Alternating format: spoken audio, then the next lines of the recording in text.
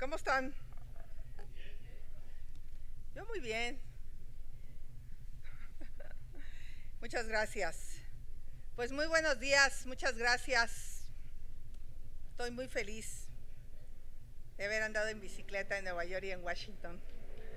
Dos ciudades sumamente seguras, donde hay infraestructura ciclista y la gente puede, sin miedo a ser asaltada y atropellada, andar en bicicleta.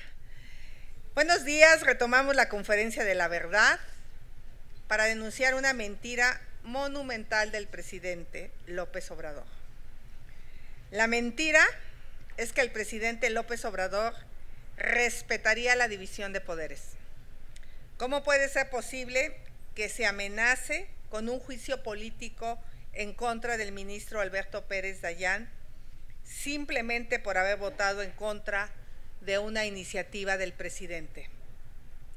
Vean este video a la luz de los ataques del ministro Pérez Dayán y juzguen ustedes si cumplió su palabra. De que al margen de la ley nada y por encima de la ley nadie.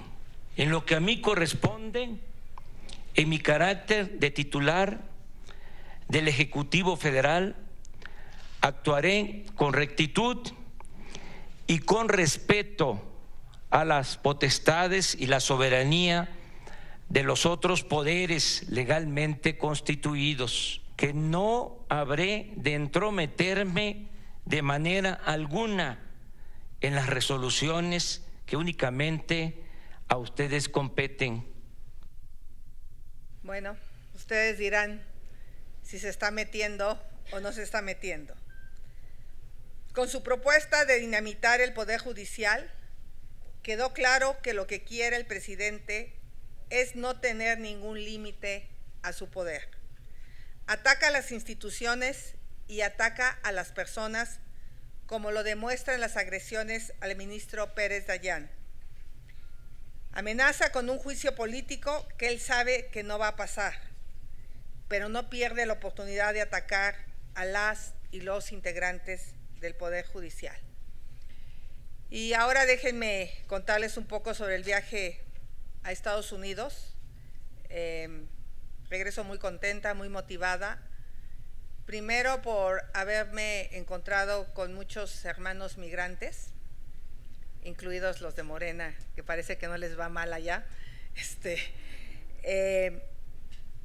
Me impresiona mucho que recuerdan una promesa del presidente que no les cumplió,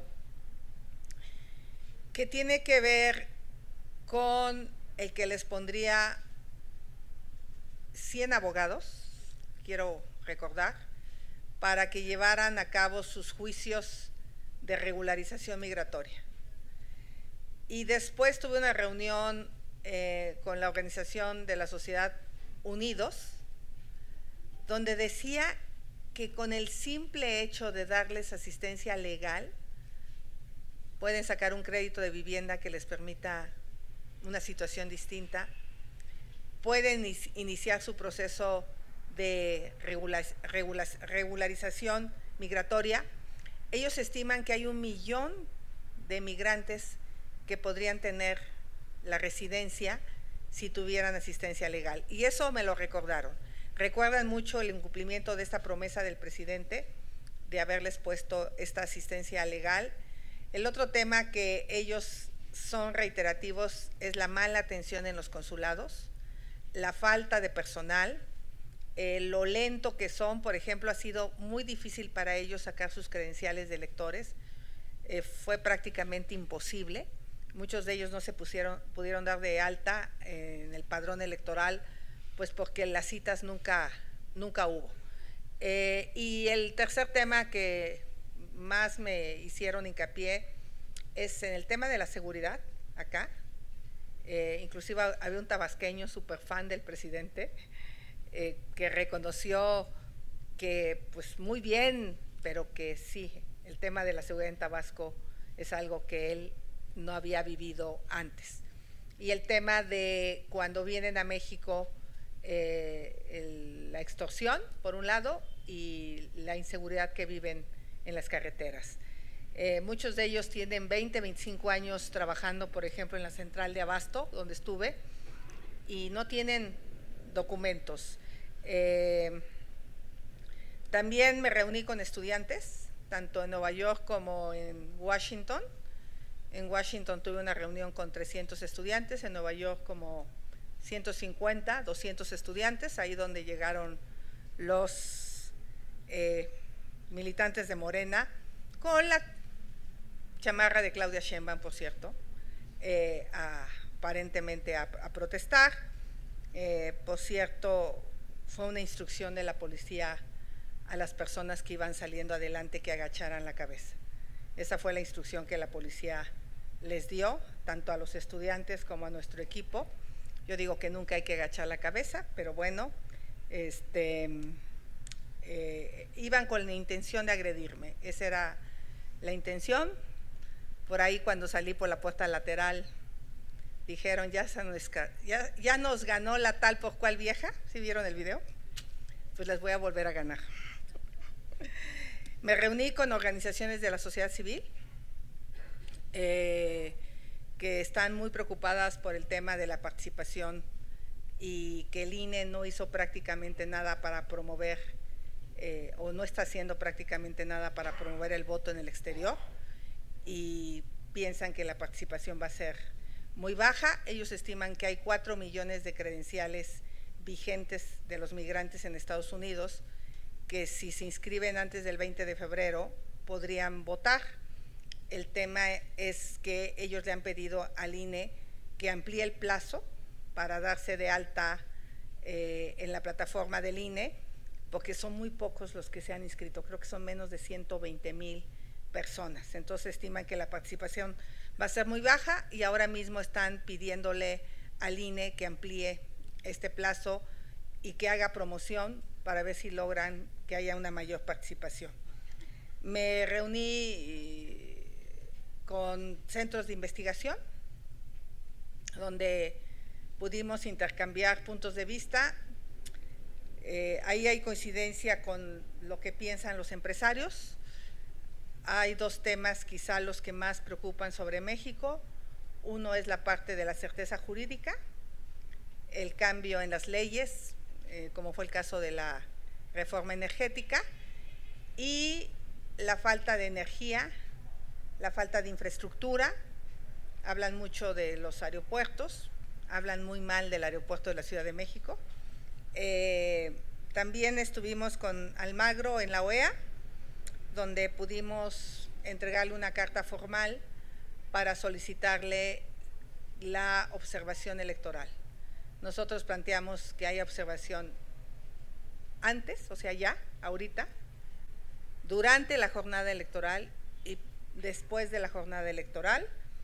Él nos dijo que no ha recibido la invitación por parte del INE para poder iniciar este proceso, así es que hago un llamado al INE para que ya inicie las invitaciones a estos organismos internacionales y puedan participar en la observación electoral. Nos reunimos con funcionarios del gobierno de alto nivel, por cierto, en el Departamento de Estado,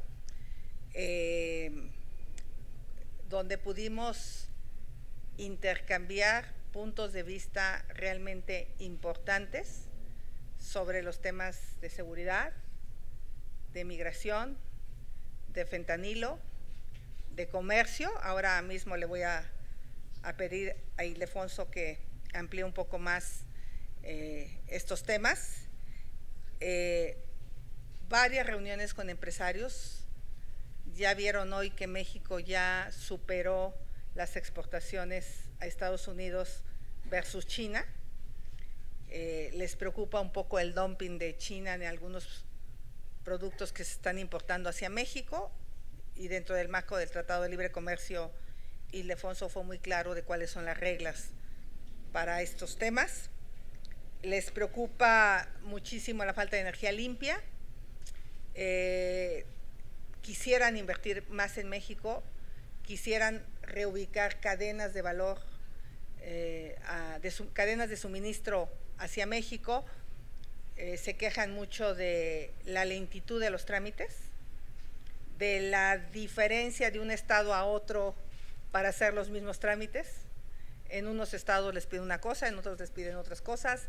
O sea, es muy tortuoso abrir para ellos una empresa. Solo una empresa con la que nos reunimos tienen que reubicar a 700 empresas. Es una empresa de electromovilidad y esa empresa, para poder operar en 2026, necesita reubicar a 700 empresas, de las cuales ha sido muy difícil esta relocalización, justo por la falta de energía, justo por el tema de los trámites, justo por el tema de seguridad. Tienen que ser muy cuidadosos donde ubican estas plantas. Y obviamente tuvimos muchas entrevistas con medios, Univisión, con los consejos editoriales de New York Times, de Washington Post, de Wall Street Journal. Tuvimos reuniones entrevistas con CNN, en fin, un sinnúmero de entrevistas allá. Y bueno, estoy segura que mi gira le escaló mucho, por eso el ataque. Y la verdad es que si le dieran permiso a Claudia, creo que ella estaría muy contenta de ir. Y valdría la pena que fuera, para que la cuestionen, pues, como te cuestiona la prensa dura, ya, digo, aquí también ustedes, pero allá seguramente le hubiera dado la vuelta. Pero ojalá vaya, creo que es interesante que vaya. Ojalá el presidente y su equipo de campaña le den permiso. No sé, Ildefonso, si quieras hablar algo de la gira de Washington y adelantar lo que llevamos de la gira de España. La gira de España sería domingo y lunes, y yo estaría de regreso el martes aquí a México. Buenos días tengan ustedes. Empezaría por leer la lista de los funcionarios que estuvieron presentes en el Departamento de Estado. Nos invitaron a la sala principal a la candidata de las instalaciones. Fue muy interesante que estuviera Chris Dodd. Chris Dodd fue el senador demócrata que por más de 24 años presidió el Grupo Interparlamentario México-Estados Unidos. Es un gran conocedor de México y es uno de los amigos más cercanos del presidente Biden, y le ha encargado ser su asesor especial para América Latina y específicamente México. El hecho de que lo hayan invitado sin ser un funcionario formal dice mucho.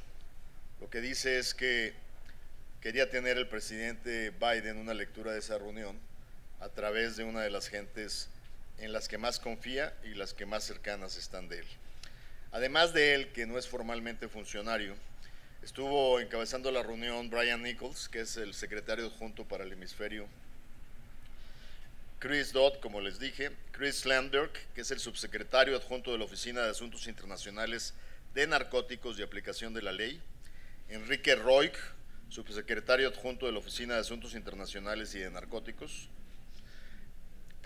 Enrique Roig, subsecretario adjunto de la Dirección para la Democracia, Derechos Humanos y Trabajo, Miley Guilarte, administradora adjunta de la Agencia de Estados Unidos para el Desarrollo Internacional. No sé si ustedes se acuerdan, la USAID y específicamente a Guilarte, pues le han dado ahí sus llegues en las mañaneras por todo el trabajo que hace USAID para el fortalecimiento de la democracia y el apoyo a organizaciones no gubernamentales de causas civiles, y a USAID los han agredido en las mañaneras. Daniel Watson, representante comercial adjunto para el hemisferio occidental, es el segundo de USTR, es el funcionario de carrera de más alto nivel, que yo lo tuve en las negociaciones del TEMEC cuando estaba Lighthizer al frente del Departamento de Comercio y Negociaciones Internacionales. Y finalmente David Clough, subsecretario adjunto del Departamento de Seguridad Nacional. Esta fue la lista de interagencias que estuvieron en esta reunión, como una veintena de asistentes que estaban alrededor de la mesa. Yo les diría que esa reunión fue la última que tuvimos. De hecho, la candidata en su conferencia de prensa en el National Press Club no pudo hacer alusión a la misma porque precisamente iba a ser después de la conferencia de prensa, y lo que les acaba de comentar pues no se había comentado en ninguna reunión de medios de comunicación.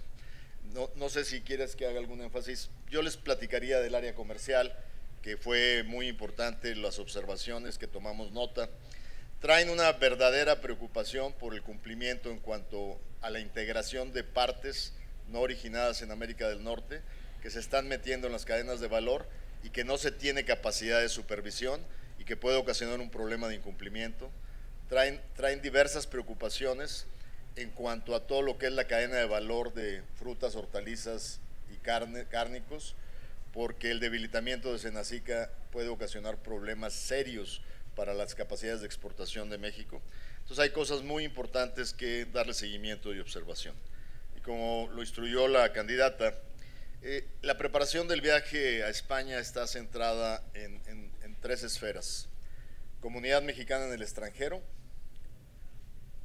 los grupos empresariales, sobre todo la parte española que está fuertemente invertida en América Latina y específicamente en México, y adicionalmente la parte mediática, donde el acercamiento es muy importante para darle balance a los medios de comunicación que se acreditan en España y que tienen influencia en los medios mexicanos, con agencias informativas y con algunos medios de comunicación. Y finalmente la parte político-gubernamental, donde habrá reuniones con el gobierno y habrá reuniones con la oposición. Es básicamente porque la candidata no tendrá más de 36 horas en Madrid, tendrá que regresar a México en el contexto con donde se desarrollará la gira, y tan pronto tengamos las precisiones que se desarrollarán el día de hoy, estaremos compartiendo con Max Cortázar los detalles de esta próxima gira. Es cuanto, candidata. Muchas gracias. Muchas gracias. Ahora sí, si hay alguna pregunta, si me prestan todos una pluma, Carmen. Arrancaremos aquí en el orden que tenemos. Eduardo Pérez, financiero. Hola, muy buenos días. Acá. ¿Dónde andas? Eduardo. Hola, buenos días. Ya nos hizo un resumen sobre su reunión en Estados Unidos, pero a su parecer, ¿cómo le cae a su candidatura? Sobre todo, estar ahí en Estados Unidos, la presencia que haya estado usted ahí, y sobre todo la reunión con los altos funcionarios, ¿no? Sobre todo su opinión y sobre todo qué le deja a usted esas reuniones. Y la segunda, también sobre las críticas y las denotaciones que ha sabido por parte del presidente sobre su reunión en Nueva York, obviamente por las pláticas que tuvo en inglés, y sobre todo también que había mencionado el presidente que quería también un diálogo con los candidatos en inglés, ¿no? Ya lo había propuesto también él, lo dijo al final de la mañanera. ¿Cuál es su opinión al respecto? Le agradezco. Buenos días. Pues como el candidato es el presidente, pues me encantaría tener un debate con él en inglés. Y con la corcholata, pues quizá podríamos debatir de la caída de la línea 12 del metro. Un debate entre ingenieras y analizar a fondo el informe de la consultora DNB, la famosa consultora que se ocultó el informe por más de medio año, donde se analizan las causas raíz de por qué se cayó la línea 12 del metro. Creo que ese debate quedó pendiente, simplemente lo evadió. Entonces, con el presidente me encanta que hagamos un debate en inglés, el presidente y yo. Y con Claudia, un debate sobre la línea 12 del metro. Y sobre lo de Estados Unidos, la verdad de las cosas es que fue muy interesante poder hablar con los líderes de opinión. Obviamente todos me preguntaron sobre mi opinión de la vinculación del presidente López Obrador en el financiamiento ilegal a su campaña. Fue una pregunta genérica, por eso hice un video exigiéndole al presidente que denuncie en Estados Unidos, allá, este tema donde él dice que fue difamado. Creo que es muy importante que el presidente limpie su nombre y el presidente limpie el nombre de México, porque para mí fue muy complicado tener que dar explicaciones de qué pensaba del financiamiento del crimen organizado a su campaña. Y obviamente recordando el 2006, pregunto, ¿quién pompó las casas de campaña, presidente? ¿Quién pagó todos esos meses de plantón? Creo que sería importante que el presidente nos aclarara quién pompó. Y esa es una pregunta para el presidente. Y por otro lado, Estados Unidos es el principal socio comercial de México. No hay duda. Tenemos que encontrar mecanismos de diálogo y de solución a nuestros graves problemas. La principal causa de muerte entre personas de 18 a 40 años en Estados Unidos son las muertes por fentanilo. La principal causa de muertes en México de jóvenes entre 15 y 35 años es el homicidio doloso. Hablamos de eso, hablamos con muchísimas personas sobre el tema de la inseguridad, fue uno de los temas que más abordamos, y también la preocupación del incumplimiento del tema energético. Aparentemente no pasó nada, pero sí pasó, hay desconfianza.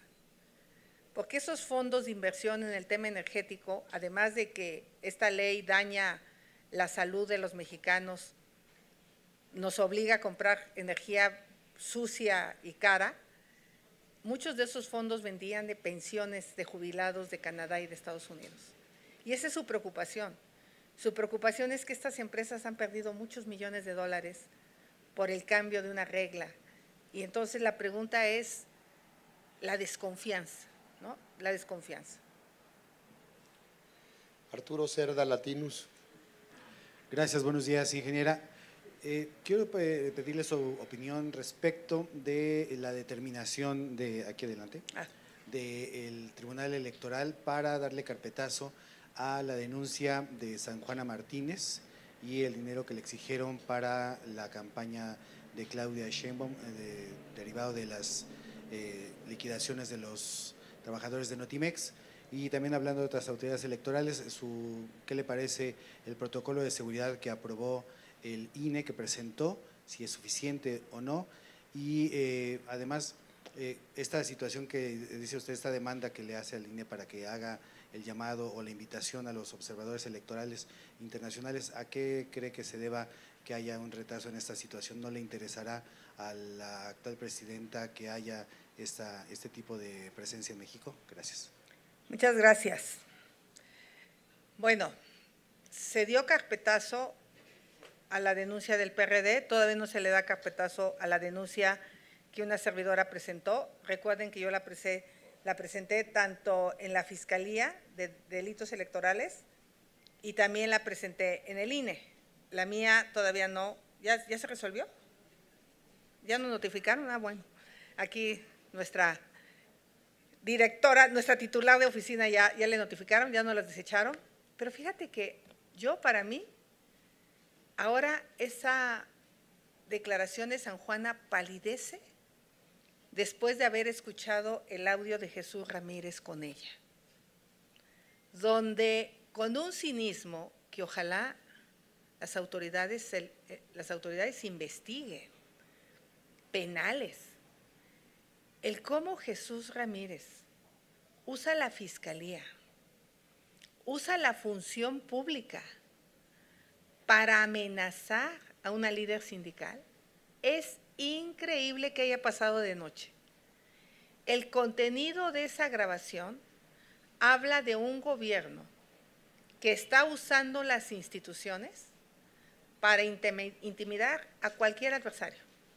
Llámese líderes sindicales, llámese candidatos, no te preocupes, yo hablo con el fiscal, no, tú déjalo, yo presiono por acá, presentamos unas denuncias, la doblamos. Es impresionante y me parece que Jesús Ramírez tendría que explicar si esa es la manera de gobernar, usando las instituciones, y quizá la Fiscalía también aclarar cuántas veces le ha llamado para pedirle este tipo de favores para dañar.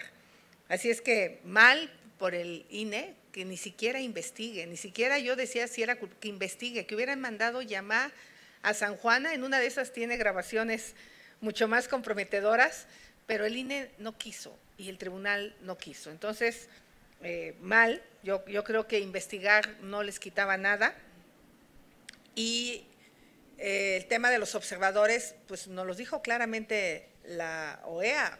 Ildefonso, que ellos no pueden venir si no hay una invitación del INE y que están esperando esa invitación. Entonces creo que ahí quien tiene que dar respuesta por qué no ha hecho las invitaciones a estos órganos internacionales, estos organismos internacionales, pues es el INE, ¿no? Pero a nosotros nos los comentaron, porque nosotros pedimos que ya estuvieran acá y fueron claros, hasta que no reciban la invitación, no van a poder venir a México. Félix Muñiz, punto. De favor, compañeros, hagamos una sola pregunta para que todos puedan no tener estuve oportunidad. 3 días. Gracias. Xochitl, buenos días a todos. Aquí acuérdense que pueden preguntar todo, aquí no hay filtros, aquí hay prensa libre. Gracias. Preguntarte, Xochitl, hablas de que en Estados Unidos recibiste las inquietudes sobre esta liga que tienen con el presidente, esta investigación sobre que recibió financiamiento de su campaña en el 2006. Y cómo no, si el presidente mismo ayer estaba muy molesto porque decía que le retuitearon 1.700.000 veces que era un narcopresidente. Si, como tú dices, él no presenta una denuncia en Estados Unidos, ¿se le quedará ese mote del narcopresidente? Esa sería una pregunta.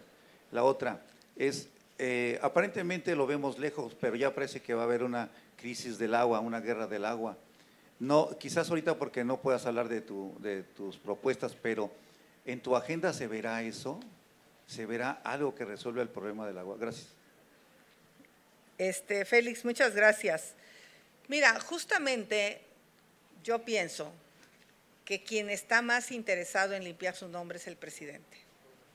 Así como él puso una denuncia en Estados Unidos contra la venta de armas o por el tema de las armas en nuestro país, que por cierto va por buen camino, creo que ese grupo de abogados son abogados muy capaces y muy brillantes.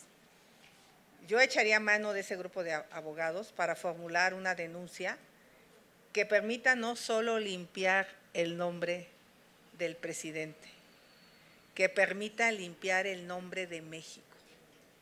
Es muy grave esta acusación y de verdad yo insisto en que él debe de presentar una denuncia en Estados Unidos. Celebro que los senadores de la República el día de ayer inscribieran un punto de acuerdo exhortando al presidente de la República para que denuncie en Estados Unidos esta aparente calumnia, difamación que le han hecho al presidente. Pero yo insisto, mientras no lo haga, pues mal por él. Y el tema del agua, sería interesante que conocieras todo mi trabajo que he hecho alrededor del tema del agua. Quizás sea de los temas que más impulso desde que era comisionada nacional para el desarrollo de los pueblos indígenas.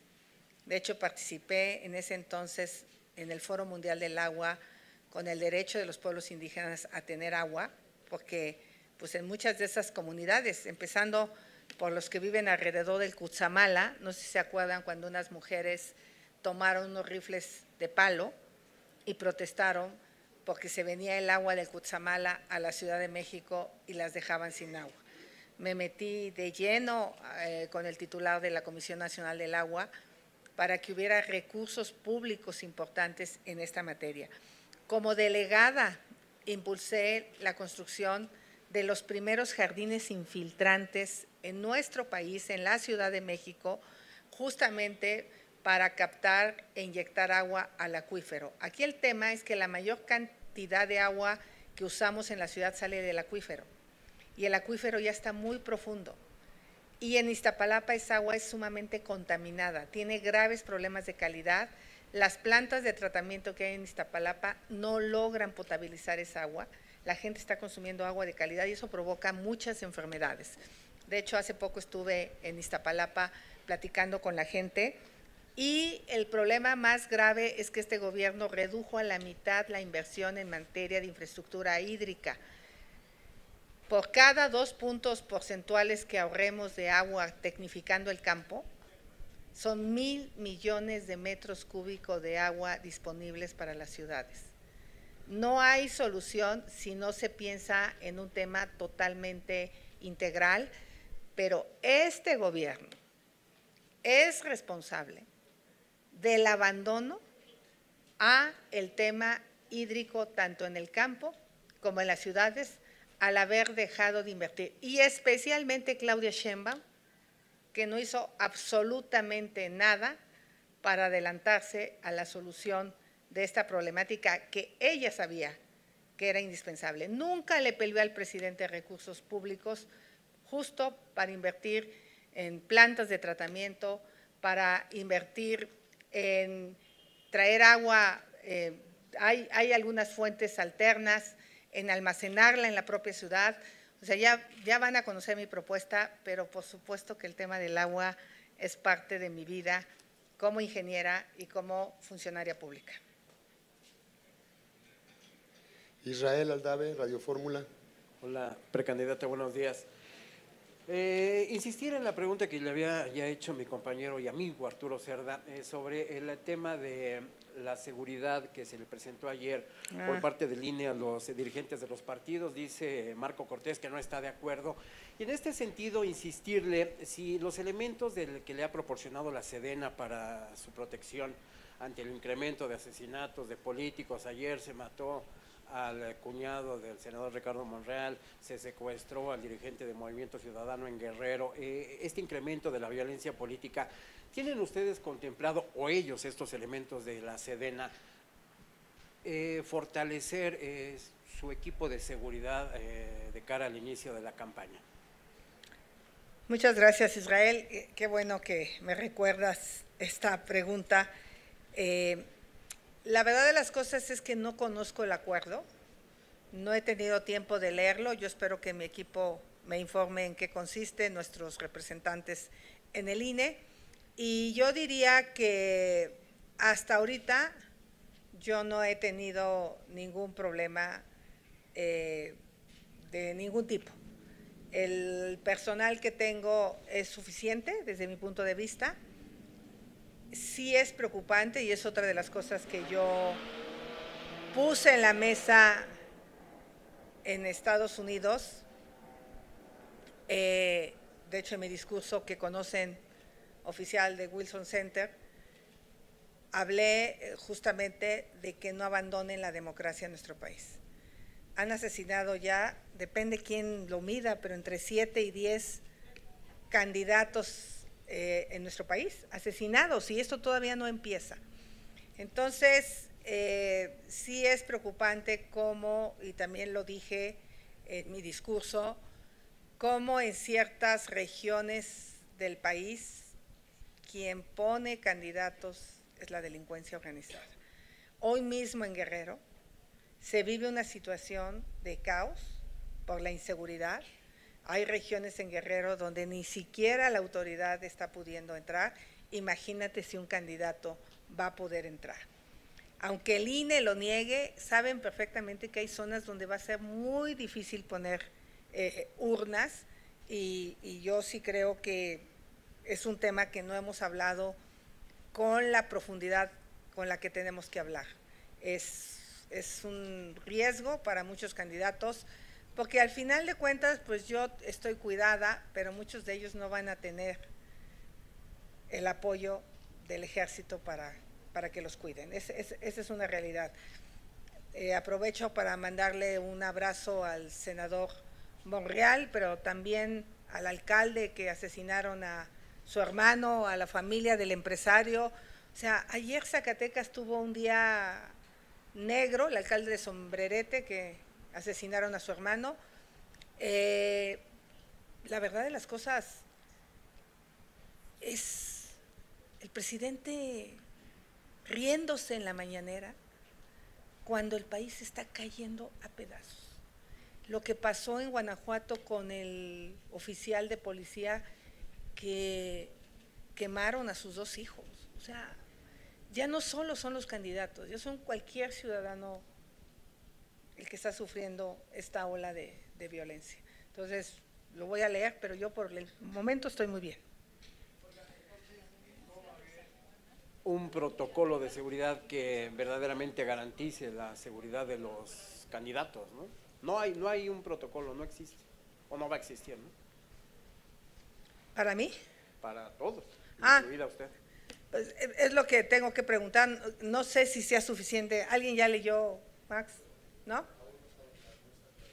Que no está claro, pero ¿te parece que mañana te la conteste? Sí. ¿No? Y y tengo razón, no han resuelto mi denuncia, resolvieron la del PRD y nosotros vamos a presentar pruebas supervinientes, lo de San Juana, que alguien me había preguntado. Y lo del protocolo de seguridad, déjame estudiarlo y poderte contestar como te mereces. Oiga, rápido nada más, ¿no teme que estas manifestaciones que vimos en Nueva York, perdón, se repliquen aquí en México ahora que inicie la precampaña? Miren, la verdad hay que tomárselo con humor. En la primera me les escapé. En la segunda les llegué caminando cuando estaban esperando la camioneta. Y en la tercera hasta les pedí permiso para pasar en bici. Y cuando se dieron cuenta, ya estaba yo en el restaurante. O sea, la voy a tomar con filosofía. Sí hubo un momento de agresión. De hecho, Carmen no lo dijo, pero a ella la empujaron. Jalaron a la gente. O sea, ellos iban con ganas de golpear. Es más, un personaje declaró, ¿cuál fue la palabra que usó? ¿Quién vio el video? Que me hubiera fusilado si me hubiera tenido enfrente. Esa fue la declaración del personaje. Si la hubiera tenido enfrente, la hubiera fusilado. Ese es el nivel de odio de estos personajes, pero no hay duda que los manda Mario Delgado. Están muy enojados porque su cocholata no ha ido, pero ese es problema de ellos, no mío. O sea, ¿yo qué culpa tengo que no le den permiso? Atzayacatl Cabrera, La Verdad Noticias. Buenos días. Una duda, precandidata. Me gustaría saber si ya ha podido consultar la reforma a los pueblos indígenas para reconocer sus derechos, que está incluida en el paquete de reformas que envió el presidente López Obrador, y cuál sería su perspectiva sobre esta. Si Morena quisiera, la reforma que yo presenté es mucho más amplia y mucho más completa, porque no solo habla del derecho de consulta. Qué casualidad que ya que se construyó el Tren Maya, ahora sí vamos a consultar, porque no la hicimos antes de cualquier megaproyecto y poder consultar como se debe, de manera previa, de manera libre y de manera informada. El reconocimiento de sujetos de derecho es algo importante, pero la reforma que yo presenté recupera por completo los acuerdos San Andrés. Esta no, la que está presentando no la recupera. No habla de tierras y territorios, al menos lo que yo he visto de entrada, tendría que leerla con más detalle, me parece un poco por encima. Pero ya está una iniciativa mía en el Senado, es más, todavía puedo regresar al Senado, puedo votar a favor de aquellas reformas que beneficien al país. Aquí no va a encontrar un voto en contra de algo positivo, pero aquello que daña la democracia, que elimina la división de poderes, que ataca a la Suprema Corte de Justicia, por supuesto que no vamos a entrarle. O sea, lo que esté bien, lo que sea positivo, para adelante. Lo que esté mal, no hay manera. Retomando el tema de los acuerdos de San Andrés, que dice que comenta que incluyó en su reforma, me gustaría preguntarle por qué este año no hubo ningún pronunciamiento de su parte sobre el aniversario del EZLN, cuando en años pasados sí, y me pregunto cómo, si usted ya ha previsto cómo llevaría la relación desde el Ejecutivo Federal con el EZLN en caso de resultar electa. Seguramente fue un exceso de trabajo o de cansancio, porque generalmente es el 1 de enero. No, yo no bebo, así es que no pude haber estado cruda. O sea, pero no sé por qué no, pero siempre, cada año poníamos un tuit. Para mí el tema del reconocimiento de los derechos de los pueblos indígenas es fundamental, es mi causa, es mi lucha, es mi agenda, pero no solo va a ser leyes, sino hechos, dinero. Se quitó el Fondo de Infraestructura, tenía 12,000 millones de pesos. Se quitó el programa de apoyo a las mujeres indígenas, tenía 500 millones de pesos. Se quitó casi el 60% del presupuesto de las casas de la mujer indígena, que fortalecían los derechos de las mujeres. Se le redujo muchísimo el presupuesto al Instituto Nacional de las Lenguas Indígenas, por ejemplo, y a la fecha no hay un director del INALI. Si al presidente le importaran los pueblos indígenas como dice que le importa, ya le hubiera aumentado el presupuesto al INALI y ya tendría director. Va a cumplir 4 años de tomado el Instituto Nacional de Pueblos Indígenas en Coyoacán.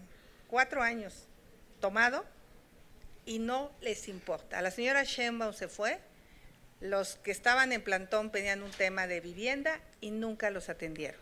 Y ahí siguen en el plantón, pero ¿saben qué?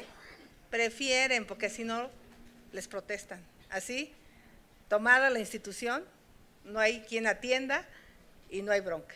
Entonces, vamos a realmente hacer una política de a de veras para los pueblos indígenas. Claudia Vilés, Tiempo Real. Precandidata, muy buenos días. Como sabemos, el presidente López Obrador, en el tema de seguridad, él ha dicho que siempre le va a apostar a atender las causas y obviamente también los programas sociales para apoyar a la población. Vemos el caso de Nayib Bukele en El Salvador, que es el caso contrario. Él apostó por el tema de la seguridad, construyendo esta pues megacárcel, metiendo a los pandilleros, a todas estas bandas, ahora sí que pues de un montón, y hoy obtuvo la reelección casi con un 85% de votos. La ciudadanía lo apoyó nuevamente. ¿Por qué? Porque él redujo prácticamente a 0 el número de homicidios en este país. ¿Considera usted que este tipo de políticas sí funcionarían en México o no funcionarían, o puede ser algo más equilibrado? Esa es mi primera parte. Y otra, pues, ¿qué opina de estas reformas que presentó el presidente, sobre todo a la electoral, la judicial y el de pensiones, que son las más polémicas que se han mencionado en estos días? Gracias. Tan es un hecho que no han funcionado los programas sociales para este tema de seguridad, que de acuerdo a un estudio que se hizo en Estados Unidos justamente sobre México, se dice en la revista Science que el crimen organizado es el 5º empleador en nuestro país y principalmente de jóvenes. Entonces, obviamente, no es solo el tema de darles un apoyo económico. Hace 6 años que no se hace una encuesta sobre adicciones. No sabemos exactamente qué está pasando con los jóvenes y las adicciones, aunque el presidente suele criminalizar a los jóvenes diciendo que en Celaya los mataron por estar consumiendo droga, que ha subido el consumo de droga en Guanajuato, pero no dice en base a qué encuesta. Los jóvenes están viviendo una enorme crisis.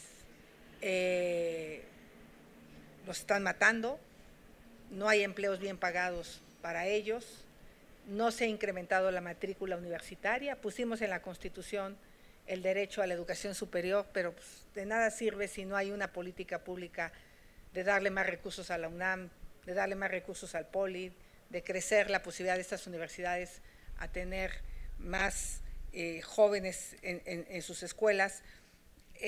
Creo que no solo son programas sociales, tiene que ver con todo un paquete para poder atender realmente las causas que generan la violencia. Hay más migración a Estados Unidos, o sea, no pudimos, cuando este gobierno llegó, hubo 200,000 personas detenidas en la frontera, hoy actualmente hay 735,000 personas detenidas, muchos son mexicanos, muchos huyendo de la violencia, algunos otros huyendo por las faltas de oportunidades. Respecto a Bukele, no podemos comparar la situación de El Salvador con México. Ahí eran maras, eran grupos complicados, aquí son carteles, o sea, aquí tenemos una complejidad mucho mayor, pero me parece que tener control de las cárceles sí es algo que ayuda. Cuando estaba el subsecretario que se fue de candidato a Coahuila, tuvimos todo un debate, porque ellos quisieron tomar control de las cárceles con el tema de la extorsión, pidiéndole a todos los mexicanos que para sacar un celular dieran sus datos biométricos, ¿se acuerdan? Tu iris, tus huellas, tu forma facial, Y yo no estuve de acuerdo porque miren cómo los hackean tiro por viaje, ahora aduanas se cayó el sistema, Palacio Nacional hackearon los datos de los periodistas, y yo decía, imagínate el gobierno con una base de datos de los biométricos de todos los mexicanos. Y la pregunta que yo hacía, ¿a poco creen que los delincuentes van a ir a sacar un celular a la oficina y van a dejar todas sus huellas? Pues claro que no, claro que ellos van a usar chips virtuales, porque ahora tú ya los puedes comprar de manera digital, ellos van a llegar y asaltar una tienda de celulares y se van a llevar los chips, no sé, no los veía, pero yo le hacía una propuesta de usar inteligencia artificial y de usar tecnología para evadir la extorsión en las cárceles, y no la aceptaron.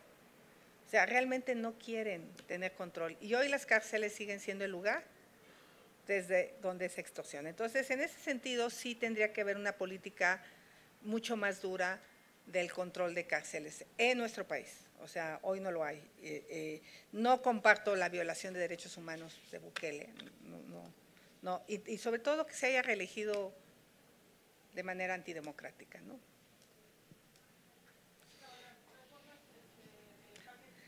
Del paquete de reformas hay unas, como ya lo dije, que me parecen positivas.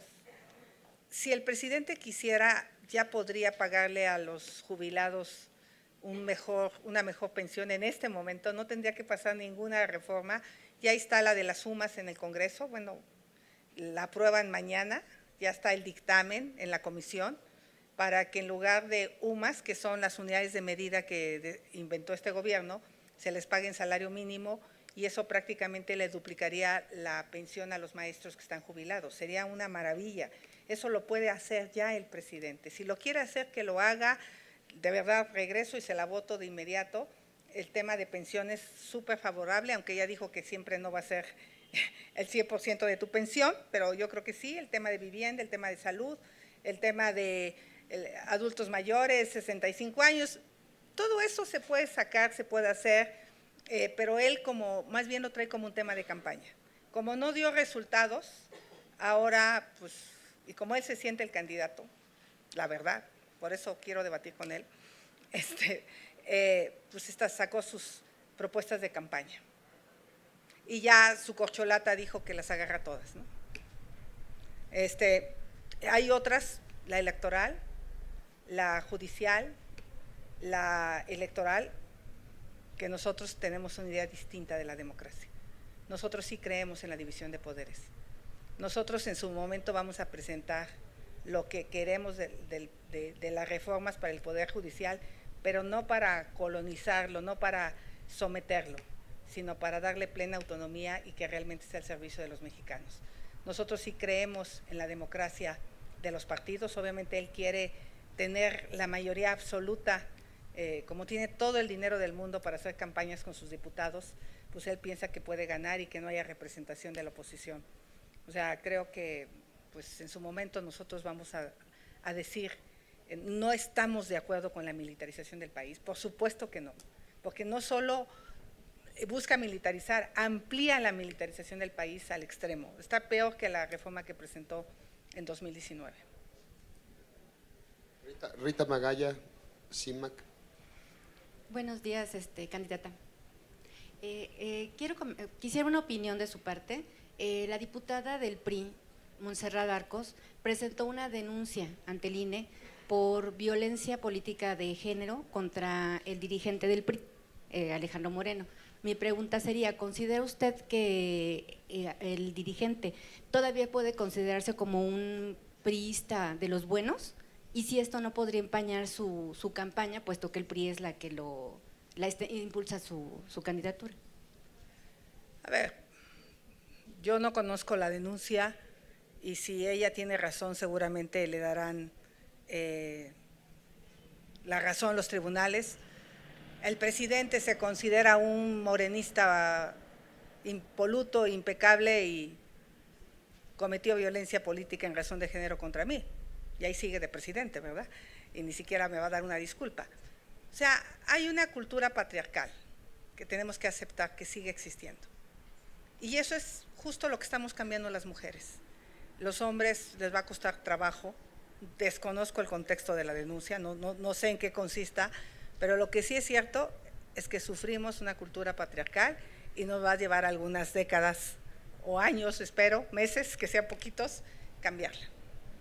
Y una segunda pregunta, ¿realmente tiene contemplado regresar al Senado para votar a favor o en contra de las reformas del presidente? Yo lo que le digo al presidente, un poco más? Si el presidente quiere mandar las que son buenas, yo se las voto. Lo que sea bueno para el país, yo se lo voto, es lo que le quiero decir. Porque le voté la reforma constitucional para que la pensión de adultos mayores estuviera en la Constitución.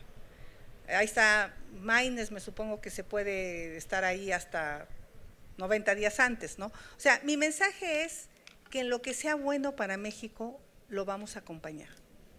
En nosotros no va a encontrar a una oposición que le apueste al fracaso de México. Lo que yo digo es ¿por qué no lo hizo? ¿Por qué no hizo el Sistema Universal de Salud? ¿Por qué destruyó el Seguro Popular? ¿Por qué no le paga a los maestros pensiones en salarios mínimos que les mejorarían su pensión? ¿Por qué no hizo un programa de vivienda? Al contrario, destruyó lo que había en materia de vivienda. ¿Por qué no? ¿Qué otra reforma trae? Recuérdenme, positiva. Personas con discapacidad, pues está bien. Nada más que también que hay escuelas para niños autistas. También que hay escuelas para niños sordos, también que hay escuelas para niños ciegos, no solo un monto de beca. La gran queja de los padres que tienen hijos con discapacidad es que no hay buena educación para ellos, que es muy difícil integrarlos al mercado laboral. Entonces creo que podemos debatir los temas y ahora sí que copetearlos para bien de la gente. Pero entonces, así como están, ¿no regresaría usted al Senado? No.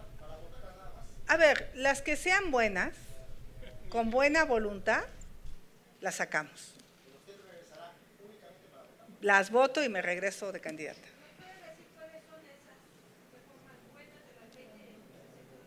Hay 20 minutos, no las he estudiado todas, pero nadie puede estar en contra de que haya salud universal, cobertura universal de salud.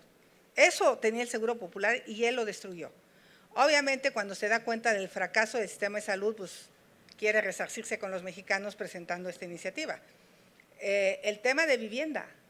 ¿Saben cuántos créditos ha dado el Infonavit en la Ciudad de México el año pasado? 150. No existe un programa de vivienda social en este gobierno. Otra reforma que me parece positiva, apoyo a personas con discapacidad, claro. Apoyo a los jóvenes, claro, a los jóvenes construyendo el futuro. Lo dije en la Feria del Libro, pero además de la beca, inglés, para que no lo hablen como yo, habilidades digitales, competencias laborales. Eso ya lo dije en la Feria del Libro. O sea, nadie puede estar en contra. Lo único que yo reclamo es porque no lo hizo. Me da un segundo, es que vamos en orden nada más, por favor. No, nada más en orden. No tengo ningún impedimento legal, no. Álvarez Maínez está de diputado, porque, no, 90 días antes. O sea, si la presenta el día 15, yo se la voto, pues. No, ya no. Pero si de verdad quiere que las presente en el Senado, o se quiere puro choro, pues entonces que siga con su choro. Carmen Morán, El País. Aparentemente no hay impedimento legal, puedo regresar hasta siendo candidata, imagínense, está chido. Eso es lo que dicen los abogados, no existe en la ley un impedimento legal. El mensaje que yo quiero decirle al presidente es, en mí va a encontrar una aliada cuando busque beneficiar al pueblo. Qué lástima que no lo ha hecho como presidente. Qué lástima ahora como candidato otra vez a la presidencia, porque él es el candidato. Entiéndanlo, él es el candidato. La señora Corcholata, perdón que le diga así, porque si no me regaña si digo su nombre, pero él le puso Corcholata. Él le puso ese nombre, no yo. A ver. Oye, compañero, respetemos, por favor, a los que yo van en ya orden. dije lo que tenía que decir. O sea, lo que esté bien, hay que apoyarlo. La bancada del PAN no lo va a votar en contra. Carmen, El País. Buenos días, candidata. Dos cosas. La primera es si puede concretarnos a qué políticos de la oposición y del gobierno va a visitar en España y cuál es el objetivo último, o sea, qué espera de ese viaje, qué va a plantear allá. Se entiende muy bien las relaciones con Estados Unidos, puesto que es un socio comercial de primera línea, pero ¿qué espera del viaje exactamente en España? ¿Cuál es el objetivo? Y bueno, luego formulo la segunda. No le voy a ir a decir a España que nos dé perdón, ¿eh? O sea, esa parte yo creo que justo lo que dijo el compañero, hoy podríamos hacerle muchísima justicia a los pueblos indígenas. Hoy podríamos resarcir mucho más los agravios del pasado, pero en lugar de resarcir los agravios del pasado, se le han quitado los recursos a los pueblos y comunidades indígenas. Aquí está, tengo que confesarles que estamos acabando de perfilar la agenda. En cuanto se supo que íbamos a España, hemos recibido varias invitaciones. Por ejemplo, hay un Centro por la Libertad, que nos llegó una invitación hoy. O sea, nos siguen llegando invitaciones el día de hoy. Vamos a valorar porque solo estamos 2 días, domingo y lunes. Entonces, aquí, si quieres, mañana Ildefonso te podrá decir ya a quién y con quién concretó. ¿Políticos del gobierno? ¿Ninguna concreción por ahora?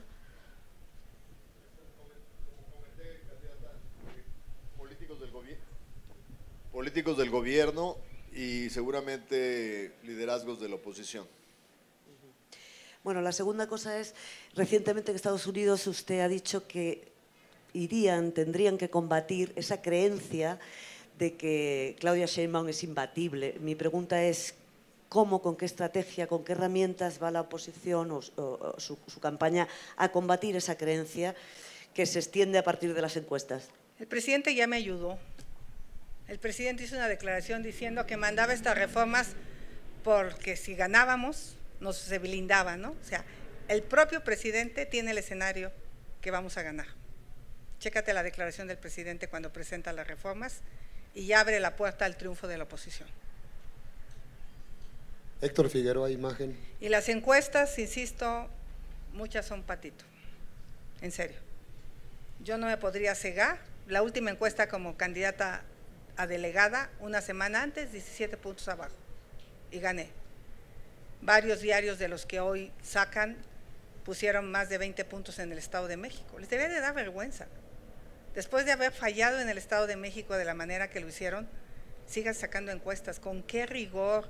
¿Quién las paga? ¿A quién encuestan? Y el otro dato, mucha gente no está contestando las encuestas. Mucha gente dice, no quiero contestar. Ese es un tema. Entonces, la encuesta importante es el 2 de junio. Y va a haber muchas de esas pagadas. Recuerda que la señora Sheinbaum tiene mucho dinero. Ya el INE la multó con 60 millones de pesos por los gastos de campaña no declarados. ¡Qué barbaridad! Por los miles de espectaculares que puso la señora. Y ahí está el órgano consecuentando toda esta ilegalidad del abuso del uso de recursos públicos. Entonces, estoy tranquila en ese sentido.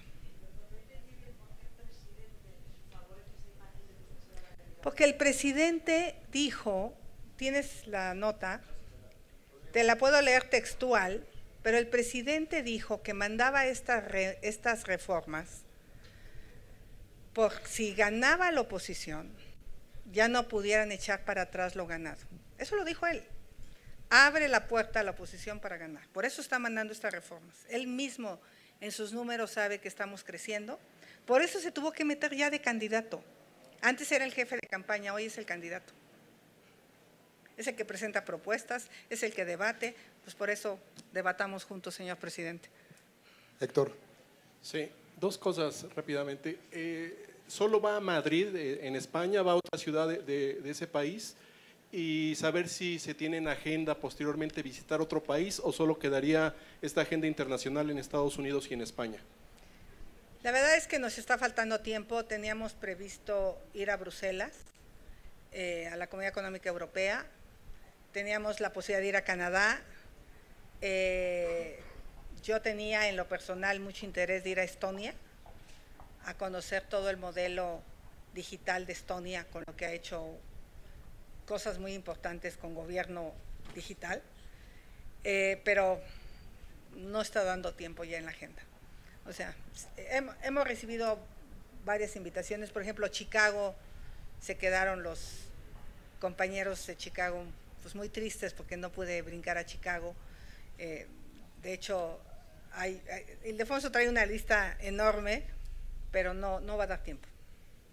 Y la otra, ante los constantes ataques contra la alianza que encabeza por el diputado Álvarez Maínez, usted decía hace un momento que usted no toma y que no estaba cruda el 1 de enero. ¿Le recomendaría que dejara de beber alcohol al diputado Maínez o le recomendaría algo para la cruda dado este ataque que hoy lo vemos, por ejemplo, en redes sociales?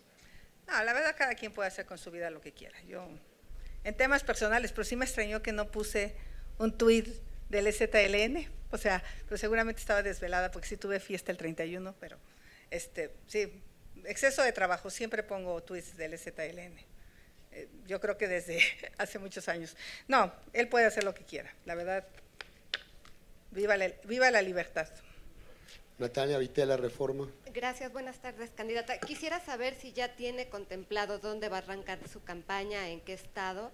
Se lo pregunto también porque la otra candidata ya anunció dónde va a ser su inicio de campaña.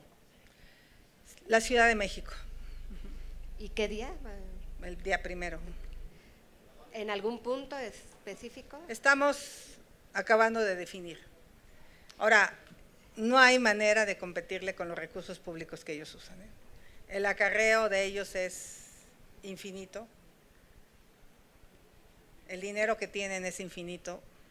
Pero bueno, vamos a hacer nuestro esfuerzo. Lo bueno es que las benditas redes sociales nos va bien. ¿Sería en alguna alcaldía que sea panista, priista? ¿Tienen...? Llegué hace 2 horas a mi oficina y se pusieron a trabajar 5 días en mi ausencia todo el equipo y me van a presentar la agenda justo en unos minutos. Candidata, y rapidísimo dos temas que platicó usted ahorita. ¿En dónde ustedes han documentado que la gente está consumiendo agua de mala calidad, contaminada, además de Iztapalapa? ¿En qué otras partes del país? En La Laguna, por ejemplo, por eso se está construyendo esta obra de infraestructura. Hay un problema grave de contaminación. Lo tuvimos mucho tiempo en Hidalgo, y hoy, producto de las aguas negras, en la presa Endó, toda la parte aledaña de la presa Endó tiene muchísimos metales pesados y incidencia de cáncer.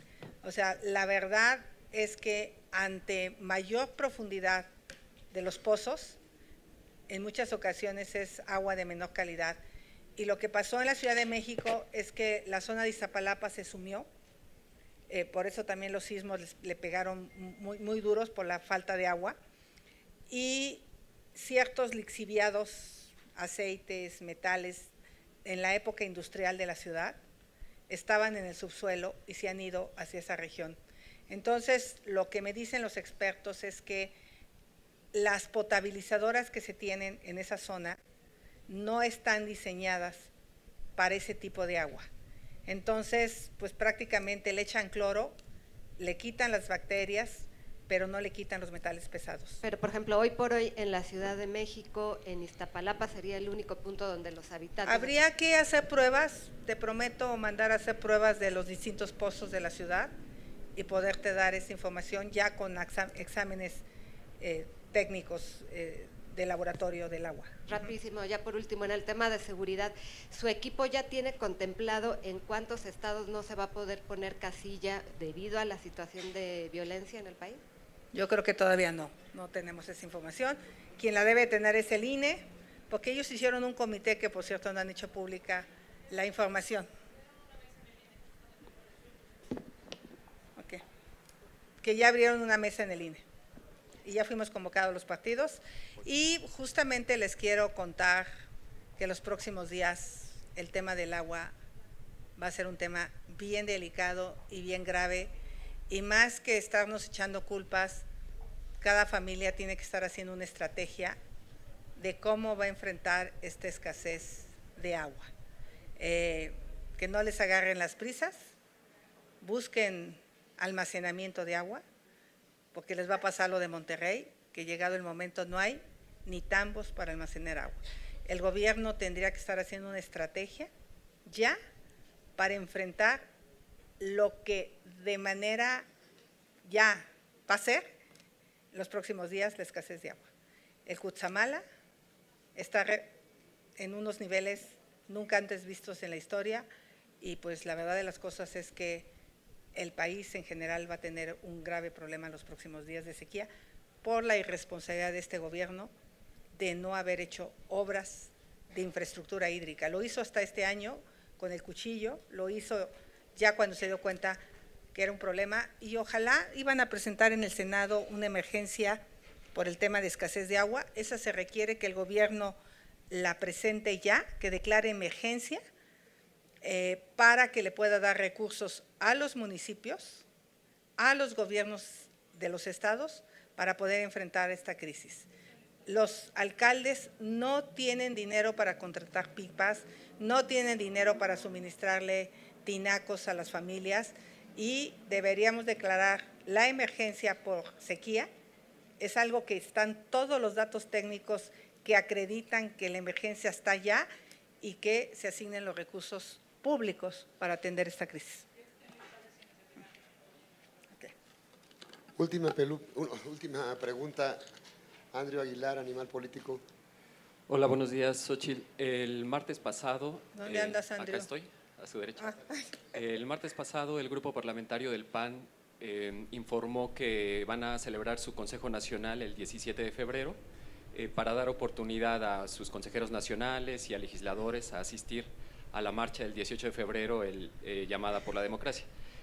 ¿Usted está contemplando asistir o ya lo descartó? Legalmente creo que podría asistir sin ningún color partidista, como una ciudadana común. No creo que se quite mi derecho de ser ciudadana, pero es algo que tendré que valorar con mi equipo. Siempre he participado en estas marchas, hoy más que nunca con este paquete de reformas que ponen contra la pared a los organismos autónomos. Por cierto, dentro de las reformas que de una vez le digo a la disqueambientalista Sheinbaum, la reforma energética va en contra de la transición energética. Otra vez privilegia los combustibles fósiles de la CFE. Yo al menos hubiera sacado esa, ¿no?, para seguir sosteniendo que soy ambientalista. Pero la reforma energética, pues no, todo este ataque al Poder Judicial, al INE, a los organismos autónomos, pues creo que hoy tiene esa justificación. En cuanto mi equipo me diga si puedo o no asistir, se los voy a comunicar. Muchísimas gracias a todos. Nos vemos mañana a las 10. En cuanto Ildefonso tenga preparada la agenda, se las haremos llegar y en cuanto tengamos la fecha de arranque de la campaña, igual. Gracias y hasta mañana.